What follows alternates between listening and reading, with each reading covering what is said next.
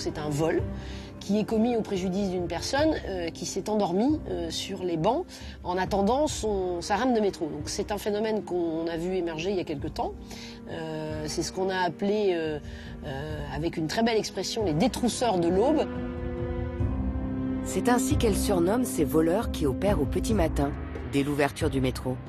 Leur cible, les travailleurs matinaux pas bien réveillés ou les fêtards alcoolisés qui attendent la première rame. Là, on est dans la technique d'approche. Donc il va s'asseoir. Voilà, il le pousse du genou pour voir si le monsieur dort.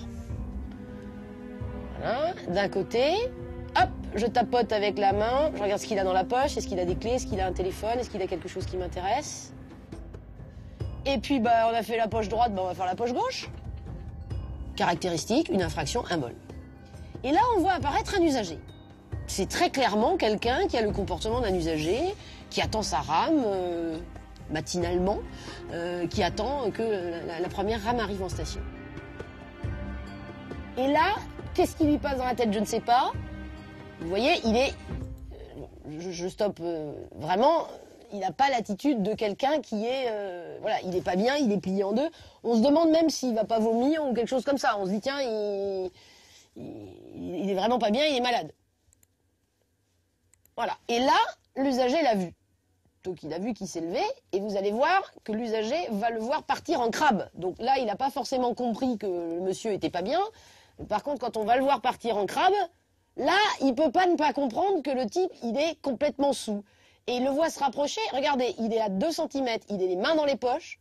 Il le voit. Il n'y a absolument aucun doute là-dessus. Il est dans la même attitude. Et il tombe. Voilà, la chute est là, la personne est ici. Regardez l'attitude de l'usager. Demi-tour toute. Et là, je m'en vais.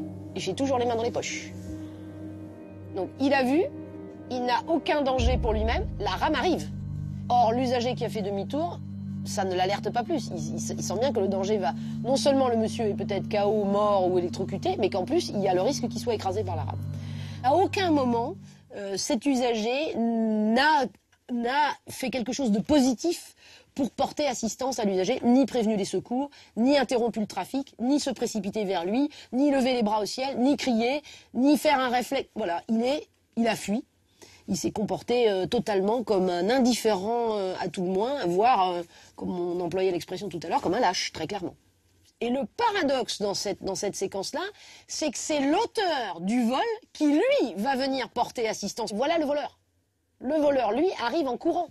Et voilà l'usager qui a bien vu que la personne est tombée, qui a toujours les mains dans les poches, qui ne s'est approché de rien, qui ne s'approche pas de l'individu, et qui va même tenter de monter dans la rame, alors que le voleur, lui, se précipite pour lui porter secours. Et il va lui tendre la main, il va l'aider à remonter.